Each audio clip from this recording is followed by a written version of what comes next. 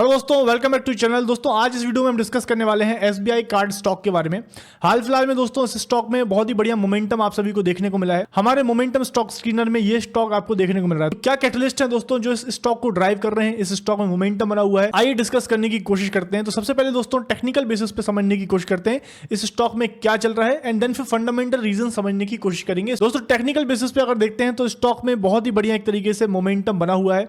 काफी बड़ी बड़ी कैंडल्स आपको बनते हुए दिख रही हैं। वॉल्यूम एकदम से काफी स्पर्ट होता हुआ दिख रहा है। हाई वॉल्यूम में एक अच्छे गेंस के साथ इस स्टॉक में बाइंग देखने को मिल रही है। हाल फिलहाल में इस स्टॉक ने जो है 660 के लेवल से बढ़ के लगभग 861 के लेवल तक आ चुका है। लगभग 30% का मूव ये स्टॉक ऑलरेडी दे चुका है। डेली टाइम फ्रेम पे अगर देखा जाए तो पुराना जो रेजिस्टेंस था, स्विंग हाई था, इसको एक बहुत ही इजी तरीके से इसने ब्रेक किया है। पिछले स्विंग हाई को, पिछला जो हाई था 800 के आसपास का, उसको ब्रेकआउट किया अच्छे वॉल्यूम के साथ, एंड देन फिर स्टॉक में थोड़ा रिट्रेसमेंट आया। फिलहाल मार्केट में जो फॉल आ रहा है उसके कारण स्टॉक में रिट्रेसमेंट आया। ये रिट्रेसमेंट भी आपका 50% लेवल तक आया। इसके बाद स्टॉक ने फिर से दोबारा बढ़िया रिकवरी की एंड अगेन स्टॉक जो है हाईज पे देखने को मिल रहा है। Even if market is falling, stock अभी हाई पे आपको देखने को मिल रहा है। वीकली टाइम फ्रेम पे अगर आप स्टॉक के बारे में देखते हैं, थोड़ी हिस्ट्री समझने की कोशिश करेंगे तो स्टॉक में देखिए आईपीओ के बाद स्टॉक ने बहुत ही बढ़िया रैली दिया था। उसके बाद स्टॉक जो है काफी फॉल आपको देखने को मिला है, बट अल्टीमेटली दोस्तों ये बॉटम जो है बेस स्टॉक ने लगभग 650 के आसपास आपको देखने को मिला है। 650 के आसपास स्टॉक ने बेस बनाया एंड ऊपर से आपको लगातार एक चैनल फॉर्मेशन में ये स्टॉक गिरता हुआ नजर आ रहा था। तो ये जो चैनल था इसका एक तरीके से ब्रेकआउट अभी आपको हाल फिलहाल में देखने को मिल रहा है। क्या बदल रहा है इस स्टॉक में, फंडामेंटली हम लोग समझने की कोशिश करेंगे। क्यों एकदम से इस स्टॉक में देखिए वॉल्यूम के साथ बाइंग आती हुई दिख रही है, रीजन समझने की कोशिश करेंगे। तो इस सब के लिए कंपनी का बिजनेस समझना बहुत जरूरी है और कंपनी में क्या कुछ इवेंट्स जो है वो इंपॉर्टेंट होते हैं वो समझना बहुत जरूरी है। तो टेक्निकली आप सभी ने देखा कि स्टॉक में एकदम से स्ट्रेंथ आती हुई दिख रही है, वॉल्यूम बढ़ रहा है। ट्रायंगुलर पैटर्न फॉर्मेशन था, उसका ब्रेकआउट फिलहाल में देखने को मिल रहा है with a good volume. Monthly time frame पे अगर आप देखते हैं तो मंथली टाइम फ्रेम पे आपको एक बहुत ही बढ़िया तरीके से क्लियर कट पैटर्न आपको ब्रेकआउट देखने को मिल रहा है। तो टेक्निकली तो हमने देखा, स्टॉक के बारे में समझने की कोशिश करी दोस्तों। फंडामेंटली स्टॉक के बारे में समझने की कोशिश करते हैं। फंडामेंटली स्टॉक क्या करता है, कंपनी क्या करती है, एंड कौन कौन सी चीजें इस स्टॉक को इंपैक्ट कर रही हैं जिसके कारण स्टॉक में 30% का मूव बॉटम से आ चुका है और स्टॉक में एक ब्रेकआउट हो चुका है। तो SBI card and payment service के बारे में हम बात कर रहे हैं दोस्तों। लगभग 82,000 करोड़ का मार्केट कैप इस स्टॉक का है। 865 का अभी मार्केट प्राइस चल रहा है। हाई जो है इसका 52 वीक हाई, ये लगभग 872 पे है। लगभग 52 वीक हाई के आसपास ये स्टॉक ट्रेड कर रहा है। स्टॉक का पी 40 है, मतलब प्राइस टू अर्निंग रेशियो 40, मतलब थोड़ा हायर साइड में है। हायर साइड में बोलना ठीक नहीं है। इस स्टॉक का हिस्टोरिक पी देखेंगे और सेक्टर के साथ कंपेयर करके इसको देखेंगे तो ज्यादा बेटर क्लैरिटी आएगी। आरओसी आरओई स्टॉक के बढ़िया है। तो ये तो कुछ रेशियोज हैं स्टॉक के। बाकी स्टॉक के बिजनेस मॉडल को समझने की कोशिश करते हैं दोस्तों। तो ये जो स्टॉक है दोस्तों एसबीआई की एक सब्सिडरी है जो कि 1998 में स्टार्ट हुआ था। Company largest credit card company है इंडिया की, सबसे ज्यादा मार्केट शेयर इसका है। इसके मेनली 3 टाइप के प्रोडक्ट्स हैं। सुप्रीम प्रीमियम एक कार्ड है, कोर कार्ड्स 8 टाइप के कार्ड्स हैं और को ब्रांड कार्ड्स 15 टाइप के कार्ड्स हैं जो कि काफी bank, retail and travel partner के साथ एसोसिएशन में ये इशू करता है। मार्केट शेयर में बात किया जाए तो कार्ड्स जो कि इनफोर्स हैं, कार्ड इनफोर्स मतलब कितने कार्ड अभी तक मार्केट में चल रहे हैं, उसमें से लगभग इसका 19% का मार्केट शेयर है। स्पेंड्स मतलब इसके कार्ड जितना भी क्रेडिट कार्ड में स्पेंड होता है उसमें इसका कितना मार्केट शेयर है, वो भी लगभग 18% के आसपास है। ट्रांजैक्शंस लगभग 17% का मार्केट शेयर है। रेवेन्यू ब्रेकअप की बात करें तो भाई कंपनी के पास रेवेन्यू कहां से आता है, क्या क्या सोर्सेज है। तो सबसे पहला जो मेन सोर्स है दोस्तों वो है इंटरेस्ट इनकम। जो भी कार्ड इशू करती है कंपनी, उसमें जो भी आउटस्टैंडिंग होता है उस पे कंपनी एक हैवी इंटरेस्ट रेट चार्ज करती है। तो दोस्तों जहां भी आप कार्ड को स्वाइप करते हैं, जो भी मर्चेंट है उससे कंपनी कुछ चार्ज लेती है जो कि एक प्रोसेसिंग फीस होती है 1-2% के आसपास। उससे इस कंपनी के आसपास लगभग 30% के आसपास का रेवेन्यू वहां से आता है।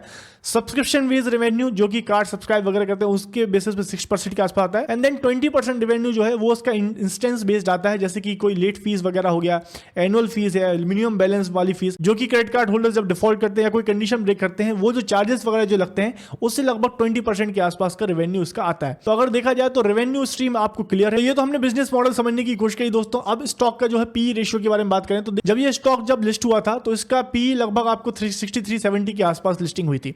उसके बाद इसका पी काफी बढ़ा, 100 के ऊपर पहुंच गया, 118 के आसपास। बट फिर धीरे धीरे मार्केट को रियलाइज हुआ कि भाई बहुत ज्यादा ओवर वैल्यूड हो चुकी है कंपनी में मार्केट शेयर थोड़ा ग्रो नहीं हो रहा है उतनी तेजी से, कार्ड इन फोर्स की ग्रोथ नहीं हो रही है, रेवेन्यू उतना सही से नहीं बढ़ रहा है। तो इसके कारण कंपनी में काफी एक सेलिंग प्रेशर बना एंड काफी लंबे समय से लगभग 2 साल से जो स्टॉक है 30 से 40 के पी के बीच में घूम रहा है। तो अभी हाल फिलहाल में अगर लेटेस्ट देखा जाए तो कंपनी का पी जो है दैट इज एट अराउंड 40 के आसपास कंपनी का पी है, जो कि मीडियन पी इसका 32 है, उससे तो ज्यादा है।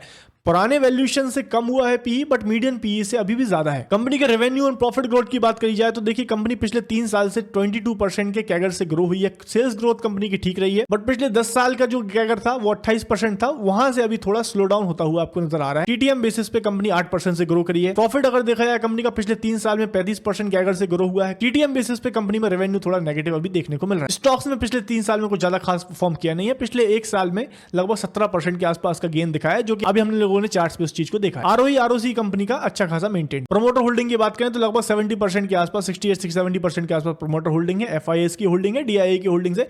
कंपनी में काफी अच्छे स्ट्रॉन्ग होल्डिंग आपको देखने को मिल रही है। तो चलिए दोस्तों, क्वार्टर 3 के रिजल्ट्स की बात करें तो क्वार्टर 3 में 2025 में कंपनी के जो की बिजनेस मैट्रिक्स हैं उन पर नजर डाली जाए तो जो न्यू अकाउंट ओपनिंग जो कि आपको देखिए फॉल होती हुई दिख रही थी क्वार्टर ऑन क्वार्टर बेसिस पे, जो कि गिर रही थी, ये एकदम से बढ़ चुकी है दोस्तों। रिटेल स्पेंड जो कि इसका 73,000 के आसपास था, 69 जो कि गिर रहा था, जो कि 80,000 के ऊपर आ चुका है क्वार्टर 3 में। ये भी एक बहुत ही बढ़िया नंबर देखने को मिल रहा है। कार्ड इन फोर्स की ग्रोथ लगभग आपको देखने को मिल रही है, 2 करोड़ के आसपास कार्ड इन फोर्स अभी इशू कर चुकी है कंपनी। एक बहुत ही इंपॉर्टेंट मैट्रिक होता है दोस्तों रिटेल स्पेंड। रिटेल स्पेंड किस तरीके से हो रही है तो ऑनलाइन स्पेंड की बात करी जाए तो साल दर साल देखिए ये ग्रोथ होती हुई नजर आ रही है। लोग मतलब जो ऑनलाइन जो पैसा स्पेंड कर रहे हैं कार्ड के थ्रू, ये आपको ग्रो होता हुआ नजर आ रहा है, जो इसमें एक अच्छा खासा ट्रेंड देखने को मिल रहा है। तो दोस्तों, इस कंपनी के बारे में हमने मेनली इसके जो की बिजनेस मैट्रिक्स हैं इनको समझने की कोशिश करी। न्यू अकाउंट ओपनिंग में काफी ग्रोथ आ रही है, रिटेल स्पेंड्स बढ़ रहे हैं। कंपनी के बिजनेस मॉडल को समझने की कोशिश करी दोस्तों हमने। क्रेडिट कार्ड कंपनी किस तरीके से रेवेन्यू जनरेट करती है, एसबीआई कार्ड उसमें किस तरीके से प्लेस्ड है, मार्केट शेयर के बारे में हमने बात करने की कोशिश की है इस वीडियो में। तो दोस्तों, अब समझने की कोशिश करते हैं ऐसा क्या हो गया इस स्टॉक में जो कि अभी हाल फिलहाल में बढ़िया ब्रेकआउट देखने को मिल रहा है। देखिए बहुत से रीजंस हैं। हाल फिलहाल में दोस्तों इस स्टॉक के रिलेटेड बहुत ही बड़ी न्यूज आई थी, वो थी मैक्वेरी जो क्रेडिट रेटिंग कंपनी है दोस्तों, इसने इस स्टॉक को अपग्रेड आउट परफॉर्म रेटिंग दी है, जिसका मतलब है कि ये स्टॉक आने वाले समय में काफी अच्छा परफॉर्म कर सकता है।